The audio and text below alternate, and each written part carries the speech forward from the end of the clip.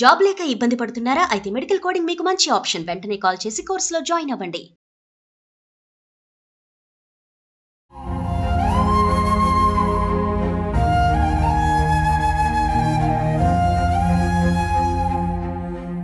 నేను ఒక అనాథ పిల్లలను తీసుకున్నానా, నా బాబు నా పాప కోసం ఎట్లా చదివించాలనుకుంటున్నాం అట్లా చదివిస్తున్నామా బయట. వాళ్ళకి ఎప్పటికీ గుర్తుంటట్టు, నాకు నేను చచ్చే వరకు గుర్తుంటట్టు వాళ్ళకి ఒకటి మంచి చేసి చచ్చిపోతాను. నమస్తే, welcome back to Suman TV. 2 నెలల క్రితం సాఫ్ట్వేర్ ఎంప్లాయీ విజయారెడ్డి ఇద్దరు పిల్లలతో రైల్వే ట్రాక్ పైన సూసైడ్ చేసుకున్న సంఘటన రాష్ట్ర వ్యాప్తంగా చర్చనీయాంశంగా మారింది. ఇది అందరికీ తెలిసిన సంగతే. అయితే మళ్ళీ ఇప్పుడు దీనిపైన ఒక వివాదం బయటకు వస్తుంది. భర్త సురేందర్ రెడ్డి గారు, నాకు ప్రాణహాని ఉంది, అసలు నా భార్య పిల్లల చావుకి కారణం ఏంటి, అంత పిరికి వాళ్ళు కాదు, నా భార్య అంత పిరికిది కాదు, చాలా ధైర్యవంతురాలు, షీజ్ ఎంప్లాయీ, సాఫ్ట్వేర్ ఎంప్లాయీగా వర్క్ చేస్తున్నారు అంటూ చెప్తున్నారు. మేడిపల్లి పోలీస్ స్టేషన్లో కూడా ఫిర్యాదు చేయడం జరిగింది, ప్రాణహాని ఉందని చెప్పేసి. అసలు ఎందుకు మళ్ళీ పోలీస్ స్టేషన్కి వెళ్ళి ఫిర్యాదు చేయడం జరిగింది, ప్రాణహాని ఉందని ఎందుకు చెప్తున్నారు, వీటన్నిటిపైన మాట్లాడడానికి విజయారెడ్డి భర్త సురేందర్ రెడ్డి గారు మనతో పాటు ఉన్నారు. మరి సురేందర్ రెడ్డి గారితో మాట్లాడతాం. నమస్తే అండి. నమస్తే. మిమ్మల్ని బాధ పెట్టాలన్న ఉద్దేశం కాదండి మాది. కాకపోతే ఏంటంటే మీరు మళ్ళీ బయటకు వచ్చారు, అసలు ఏం జరిగింది నాకు తెలియాలి, భార్య పిల్లలు ఎందుకు చనిపోయారు అని తెలియాలి, ఆ రిజల్ట్స్ నాకు బయటకు రావాలి, వాళ్ళు విచారణ చేయాలని చెప్పి మీరు పోరాడుతున్నారు. అసలు ఏం జరిగింది ఏంటి ఒక్కసారి.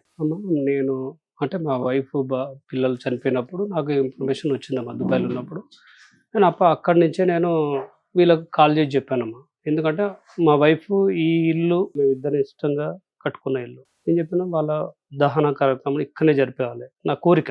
నా పిల్లలు తిరిగిన ఏరియా, నా భార్య ఇష్టంగా కట్టుకున్న ఏరియా. నేను చెప్పిన తర్వాత నేను కాల్ చేసి చెప్పాను. దుబాయ్ నుంచే కాల్ చేసి మా మదర్కు, మా ఫాదర్కు, మా అత్తయ్యకు, మా బొమ్మర్దికి, మా తమ్ముళ్ళకు అందరికి చెప్పాను ఇక్కడనే దహనం చేయమని. సరే అని చెప్పేశాను. నేను ఫ్లైట్లో ఉన్నాను, 1 అవర్ లేట్ ఉంది ఆ రోజు ఫ్లైట్.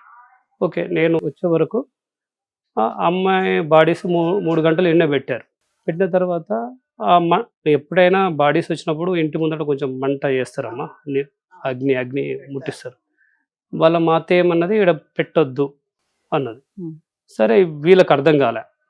సరే, మళ్ళీ ఒక 3 అవర్స్ తర్వాత మీ పిల్లలు మీరు తీసుకుపోండి అన్నది. అంటే అమ్మ నాన్న వాళ్ళు ఏమనుకున్నారంటే, నా మనవడు నా మనమరాలు వాళ్ళ అమ్మనే ఇట్లా అంటున్నప్పుడు నేను ఎందుకు ఇక్కడ ఉంచాలని వీళ్ళు తీసుకుని వెళ్ళిపోయారు. వెళ్ళిపోయిన తర్వాత నేను ఎయిర్పోర్ట్ని దిగంగానే నేను ఫోన్ చేశాను. ఫోన్ చేయగానే బీబీనగర్కు రండి డైరెక్ట్ అన్న. అంటే బీబీనగర్కి ఎందుకమ్మా పోవడం అన్నాను. అంటే బాడీస్ అక్కడ తీసుకెళ్లారు. నాకు కోపం వచ్చేసింది. నేను చెప్పాను కదా, నా భార్య నా పిల్లలు ఇక్కడ దహనం చేయాలని అన్నాను కదా, మీరు ఎట్లా పంపించారు, మీకు కాల్ చేసి కూడా చెప్పాను కదా అన్నాను. తీసుకెళ్లారు. నాకు ఏం అర్థం కాలేదు. డైరెక్ట్ నేను బీబీనగర్కి వెళ్ళిపోయాను. వీళ్ళేం చేశారంటే ఆ 3 అవర్స్లో పంపించిన 3 అవర్స్లో వీళ్ళు ఇంట్లోకి వచ్చేసి గోల్డ్, కొన్ని విలువైన వస్తువులన్నీ వాళ్ళ ఫ్రెండ్ కూతురుకు ఇచ్చి పంపించారు. ఆ ఫ్రెండ్ కూతురు ఫ్రెండ్స్ ఏమనుకున్నారంటే మామూలుగా వీళ్ళు ఇస్తురేమో అనుకున్నా, కానీ ఇలా ఉన్న లోపడున్న వేరే ఆలోచన వాళ్ళకి తెలియదు. ఇంకో డౌట్ తల్లి నాకు, అంటే ఇప్పుడు ఇచ్చి పంపించారు, వాళ్ళు తీసుకెళ్ళిపోయారు, వీళ్ళు బీబీనగర్కి వచ్చారు. నేను ఎయిర్పోర్ట్ నుంచి ఇంటికి వచ్చే వరకు మళ్ళీ బీబీనగర్లో ఉన్నారు నాకు తెలియకుండా. నాకు డౌట్ ఏంటంటే తల్లి, అంటే ఆ 3 గంటల్లో ఇంట్లో అన్ని చదివే అవసరం ఎందుకు వచ్చింది? ఒకటి, మా వైఫ్ ఏదైనా సూసైడ్ నోట్ రాయొచ్చు, ఇంకేదన్నా డాక్యుమెంట్ ఉండొచ్చు అని నా డౌట్ వచ్చిందమ్మా. ఇదంతా జరిగింది 25 డేస్ తర్వాత. 25 డేస్ దాకా నాకు ఏ అనుమానం లేదు తల్లి, వాళ్ళ మీద 1% కూడా అనుమానం లేదు. 25 డేస్ తర్వాత ఈడ బెడ్ మీద ఆడ సోఫాలో కూర్చోబెట్టి మా అత్తయ్యని అడిగాను, అమ్మ డాక్యుమెంట్స్ అన్నీ మీ దగ్గర ఉన్నాయి కదా, ఆ డాక్యుమెంట్స్ ఇవ్వండి, నేను లీగల్గా అప్లై చేసుకుంటాను అన్నాను. అంటే ఆమె అన్నది, నువ్వు నేను ఇద్దరం కలిసి మా బొమ్మల దగ్గరికి వెళ్ళి సెటిల్మెంట్ చేసుకోవాలన్నది. ఏం సెటిల్మెంట్? నేను అదే అడిగానమ్మా. నాకు అప్పటిదాకా అర్థం కాదు ఏంటంటే సెటిల్మెంట్ ఎందుకమ్మా, సెటిల్మెంట్ ఏంది అంటే, లేదు మీ బొమ్మకి 70 లక్షలు ఇస్తేనే ఈ డాక్యుమెంట్ ఇస్తాంటుండు. నేను 70 లక్షలు ఇవ్వాలి, నేను ఇస్తేనే డాక్యుమెంట్ ఇస్తాడు, లేకపోతే ఇయ్యనన్నాడు. వాళ్ళు నాకేం అర్థమవుతలేదు. ఎందుకంటే 18 ఏళ్ళు కలిసి ఉన్నాము, అన్నీ ఉన్నాము. ఈరోజు సెటిల్మెంట్ అంటున్నారు వీళ్ళు కొత్తగా, వాళ్ళు 70 లక్షలు అంటున్నారు. నేనేమో 25 రోజులు అవుతుంది నాకు చనిపోయి, పిల్లలు, ఫ్యామిలీ అన్ని. నేను బాధలు ఉన్నాను, చాలా హార్ట్ ఫీల్లో ఉన్నాను. అర్థమే నేను అన్నాను, అమ్మ నా బాధ నాకు నా పిల్లలు లేరు, నాకు లేదు. మీరు అడగడం కరెక్ట్ కాదు, పద్ధతి కాదు అని మీరు మీరు పెట్టుకుంటే మీ దగ్గర పెట్టుకోండి అమ్మా. నేను ఇప్పుడు మీతోటి వాదించేంత శక్తి లేదు, నాకు కొట్లాడంత లేదు. నేను ఓకే అమ్మా అని సైలెంట్‌గా ఇదే బెడ్ మీద ఇట్లా కూర్చున్న తర్వాత ఒక 10 మినిట్స్ తర్వాత మళ్ళీ ఆమెనే "నువ్వు చనిపోయిన తర్వాత ఈ ఆస్తి అంతా ఎవరికి" అని అడిగింది. సెకండ్ షాక్ నాకు. ఎవరు చనిపోయిన తర్వాత? నేను చనిపోయిన మీరు తర్వాత చనిపోయిన తర్వాత. నేను చనిపోయిన తర్వాత మా అత్తయ్య అడుగుతుంది, నేను చనిపోయిన తర్వాత ఈ ఆస్తులన్నీ ఎవరికి? ఉమ్. నాకు అర్థం కాలేదమ్మా. ఫస్ట్ షాక్‌లో నేను కోలుకోలేదు. ఎమ్మటే సెకండ్ షాక్. నాకు అర్థం కాక నేను అన్నాను, మళ్ళీ అన్నాను, ఏందమ్మా మీరు అడిగే పద్ధతి ఏంది? ఇప్పుడు నా సిచ్యువేషన్ ఏంది? నేను నా చావును మీరెందుకు కోరుకుంటున్నారు? ఫస్ట్ ఉమ్. నేను బతికే ఉన్నాను కదా, ఇప్పుడు ప్రజెంట్ అయితే నేను బతికే ఉన్నాను, చచ్చిపోలే కదా. మీరు అడగడం తప్పమ్మా, ఈ టైంలో అడగడం తప్పు మీరు అన్న తర్వాత నేను అన్నాను, ఓకే అమ్మా మీరు మీ ఉద్దేశం చెప్పారు, మీ ఉద్దేశం చెప్పినందుకన్నా నేను చెప్తున్నాను మీకు, ఒకవేళ నేనైనా చచ్చిపోతే ఈ ఆస్తిలో నా దగ్గర ఉన్న ఆస్తిలో 50% మా ఫాదర్ మదర్కి ఇస్తారు, ఒక 50% ఒక అనాథాశ్రమం ట్రస్ట్కు రాసిస్తాను, కానీ ఎవ్వరికి చెందనియను ఉమ్. అని క్లియర్ చెప్పాను. అసలు ఆస్తి మాటలు ఎందుకు వచ్చాయి అసలు? అది నాకు అర్థం కాలేదమ్మా. నేను అడిగింది ఒకటే, వాళ్ళ డాక్యుమెంట్స్ ఇవ్వండి, నేను లీగల్గా అప్లై చేసుకుంటానా అని అన్నాను, అంతే. నా డాక్యుమెంట్సే కదా తల్లి. ఇప్పుడు నేను నా భార్య సంపాదించిన ఆస్తులు కాబట్టి నేను లీగల్గా అప్లై చేసుకుందామని నేను రిక్వెస్ట్ చేశానామని. అంటే ఆ డీటెయిల్స్ అన్ని కూడా ఆవిడ దగ్గర ఉన్నాయా? విజయారెడ్డి వాళ్ళ అమ్మగారి దగ్గర ఉన్నాయా? లేదు, ఆ 3 గంటలు ఇక్కడ ఉన్నారు కదా, 3 గంటలు ఉన్నప్పుడు గోల్డ్ బంగారం తీసుకెళ్లారు. వాళ్ళ 5th డే రైల్వే పోలీస్ వాళ్ళు వచ్చారు, చెకింగ్ చేసే ముందే వీళ్ళన్నీ తాళగబెట్టారు. ఇంకోటి కూడా చెప్తామా, 25 డేస్ తర్వాత నేను అన్ని ఇళ్ళని క్లీన్ చేస్తున్నప్పుడు మా బెడ్రూమ్లో కిటికీలో ఇంత కాలిన పేపర్స్ ఉన్నాయి. ఓకే, కాలిన పేపర్స్ ఉన్నాయి. నేను మా అమ్మ క్లీన్ చేసేటప్పుడు మా అమ్మ మా అత్త గారిని అడిగింది, ఏందమ్మా ఇక్కడ కాలిన పేపర్లు ఉన్నాయి, ఏం పేపర్లు అని నాకు చూపెట్టింది అమ్మ. అరే ఇక్కడ పేపర్ ఏదో కాలినట్టు ఉన్నాయి అంటే నేను చూసా, నేను అడిగాను అత్తయ్య, ఏందమ్మా ఇక్కడ పేపర్ కాలినట్టున్నాయి ఏంది అన్న. నాకు ఇవన్నీ తెలియదు. ఇప్పుడు ఆ 3 గంటల సేపు ఉన్నది ఇది సర్దిందంతా నాకు ఆ మైండ్లోకి రాలే. నేను ఎప్పుడైతే అడిగిన తర్వాత నాకేం తెలియదు అన్న, ఎప్పుడైతే ఈమె నువ్వు చనిపోతే ఎవరికి అన్నప్పుడే నాకు డౌట్ స్టార్ట్ అయిందమ్మా.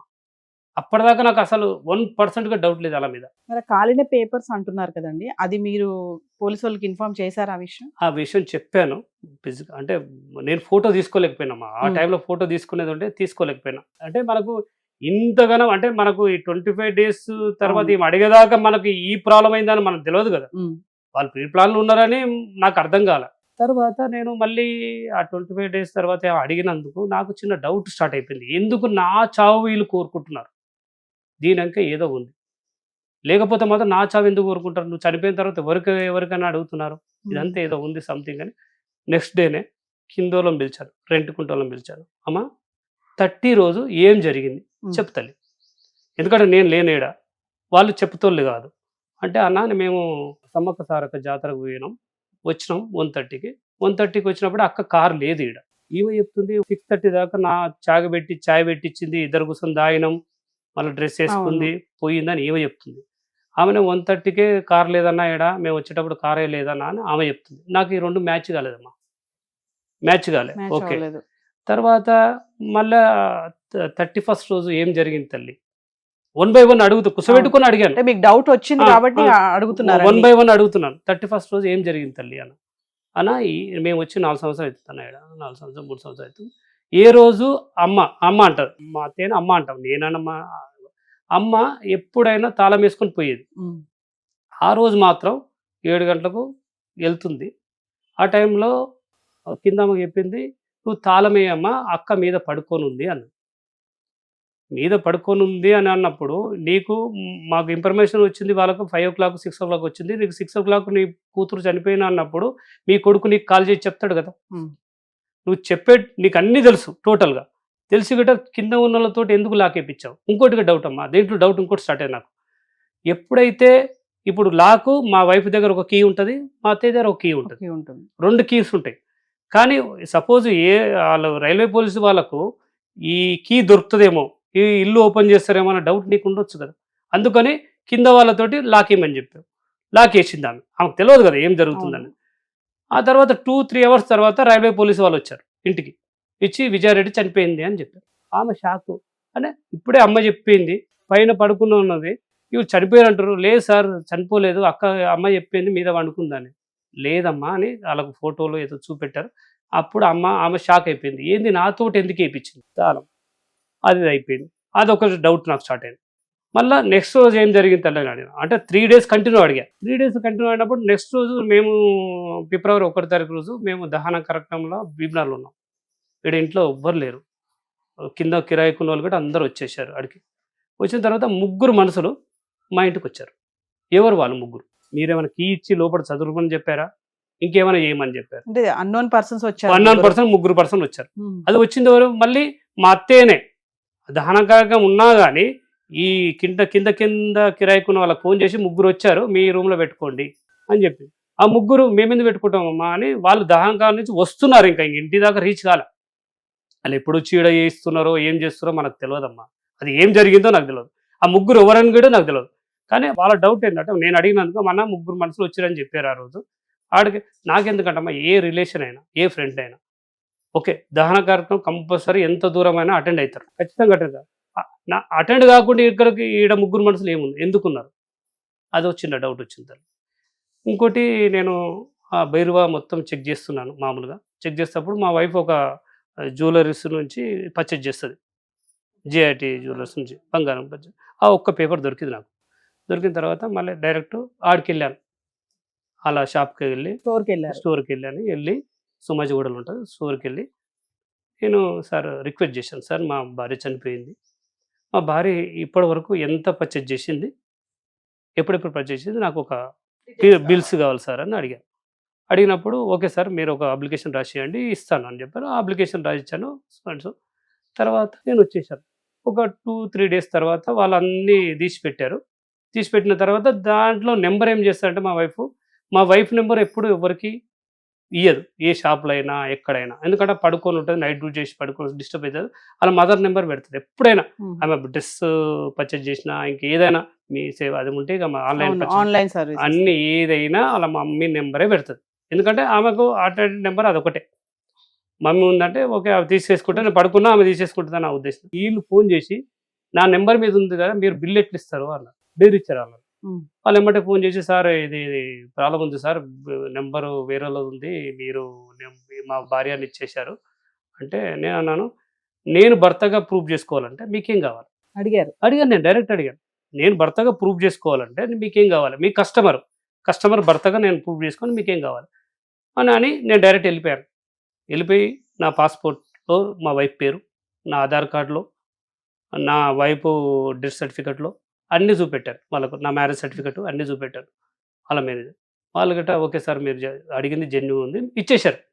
అంటే మీకు డౌట్ లేకపోతే నేను అడిగిన దానికి మీరు ఎందుకు ఆబ్జెక్షన్ చెప్తారు? ఆడో ఒక డౌట్ వచ్చేసిన తర్వాత నాకు వీళ్ళకి ఏంటంటే భూమి లేదు ఒక పిచ్చి ఉంది మా అత్తయ్యకు. మా భార్యను ఒక టెన్షన్ పెట్టేది. నా దగ్గర నేను ఉన్నప్పుడే 10-20 సార్లు 100 సార్లు అన్నది ఆమె, మీకు 2 ఎకరాలే ఉంది, 2 ఎకరాలు ఉంది, పిల్లలు ఎట్లా పెళ్లి చేస్తావు, నీ కొడుకు ఏమి ఓరిస్తారు పిల్లని అని బాగా టార్చర్ చేసేది. టార్చర్ చేసినప్పుడు ఒకరోజు నాకు వైఫ్ ఫోన్ చేసి నాకు గట్కేసలో ఒక ఓపెన్ ప్లాట్ ఉందమ్మా, నా పేరు మీద ఒకటి ఉంది, మా వైఫ్ పేరు మీద ఒకటి ఉంది, నా పేరు మీద ఉన్నది ప్లాట్ అమ్ముదామే, భూమి కొందామా అన్నది. సరే అమ్మా నీకు ఇష్టం ఏది అంటే చెయ్యి. నేను ఇండియన్ ఎంబసీ నుంచి పోయి స్టాంప్ వేయించి పవర్ ఆఫ్ పట్ట మా వైఫ్కి ఇచ్చి పంపించాను, పోస్ట్లో పంపించిన తర్వాత ఇక్కడ మే మాసంలో ఆ ప్లాట్ అమ్మిరమ్మా 200 గజాలు. 200 గజాలు అమ్మితే 40 లక్షలు వచ్చాయి. 40 లక్షలు వచ్చి భూమి కొంటా అన్నారు. అది కొనలేదు. మా నాన్నగారు భూమి అమ్మితే ఒక 20 లక్షలు ఇచ్చాడు. దానికి ఇంట్రెస్ట్తో సాగట్టి వాళ్ళు 33 లక్షలు కట్టిపోయారు. అదే మే మాసంలోనే 40 లక్షలు ప్లాట్ ఉన్నాయి, 33 లక్షలు ఇంట్రెస్ట్కి ఇచ్చిన డబ్బులు ఉన్నాయి. ఇంకోటేమో నాకు ఆ 1 yearలో 11 లక్షలు పంపించానమ్మా నేను మా వైఫ్కు మా భార్యకు. ఆ ఇయర్లో 2025లో, ఇదంతా ఇయర్ గురించి చెప్తాను. ఆ 11 లక్షలు పంపించాను. మా వైఫ్కు మినిమం 1,00,000 నుంచి 1,50,000 జీతం అమ్మ, నేను యావరేజ్ 1,00,000 రూపాయలు. మళ్ళీ మాకు 20 లక్షలు బయట ఉన్నాయమ్మా, రొటేషన్లో ఉన్నాయి, ఇంట్రెస్ట్కి ఇచ్చుకుంటుంది వైఫ్. మళ్ళీ అదే ఇయర్లో ఒకరు 6 లక్షలు ఇంట్రెస్ట్ కట్టారమ్మా, ఒకరు 5,80,000 కట్టారమ్మా, ఒకరు 4 లక్షలు కట్టారమ్మా, ఒకరు 2,50,000 కట్టారమ్మా. మొత్తం కౌంట్ చేస్తే ఆ ఇయర్లో మాకు వచ్చిన ఇన్కమ్, మా దగ్గర ఉన్న అమౌంట్ 1,42,00,000 ఉందమ్మా. ప్రాపర్టీ ఉంది మా దగ్గర ఉంది, ఆ సంవత్సరం వచ్చింది. ఇంకోటమ్మా నాకు నేను దుబాయ్ నుంచి ఇప్పుడు 20-25 సంవత్సరాలు చేస్తున్నామ్మా నేను వర్క్. నేను ఎప్పుడో వచ్చినప్పుడల్లా ఒక 10 తులాల బిస్కెట్ తెచ్చేదమ్మా.